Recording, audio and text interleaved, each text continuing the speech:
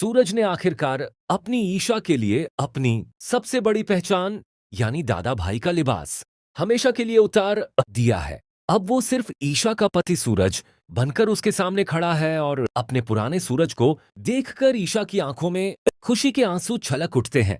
लेकिन इस खूबसूरत और इमोशनल पल पर अचानक एक बहुत बड़ा ग्रहण लग जाता है। श्रेया बदहवास हालत में भागती हुई आती है और ईशा को एक ऐसा सच बताती है जिससे सबके होश उड़ जाते हैं। अवनी का सारा सीसीटीवी फुटेज, सारे पक्के सबूत और 15 अगस्त के बेहद खुफिया सिक्योरिटी प्लान्स पुलिस स्टेशन के हाई सिक्योरिटी सिस्टम से ही डिलीट कर दिए गए हैं। यह सुनते ही सूरज और ईशा के पैरों तले जमीन खिसक जाती है। उन्हें यह समझते बिल्कुल भी देर नहीं लगती कि इतनी तगड़ी सिक्योरिटी को बिना पासवर्ड के तोड़ना किसी बाहर वाले के बस की बात नहीं है। यानी पुलिस महकमे के अंदर ही कोई घर का भेदी बैठा है जो उस आतंकवादी अवनी की मदद कर रहा है।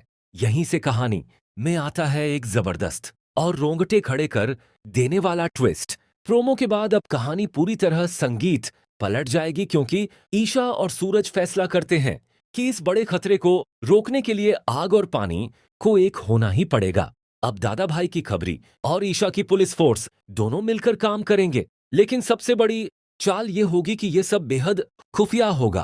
अवनी अपने गुरूर में यही सोच रही है कि दादा भाई और ईशा तो एक दूसरे की शक्ल तक नहीं देखना चाहते, इसलिए वह दोनों कभी एक नहीं हो सकते। उसे इस बात का रत्ती भर भी अंदाजा नहीं है कि जिन दो लोगों को वो मोहरा समझ रही थी, अब वो दोनों एक होकर उसकी मौत का जाल बुन रहे हैं। अब घर के अंदर शुरू होगा एक बेहद खतरनाक माइंड गेम। ईशा और सूरज पूरे परिवार और अवनी के सामने एक दूसरे से नफरत करने और झगड़ने का नाटक करेंगे ताकि अवनी बेखौफ होकर अपनी अगली चाल चले और कोई गलती कर बैठे।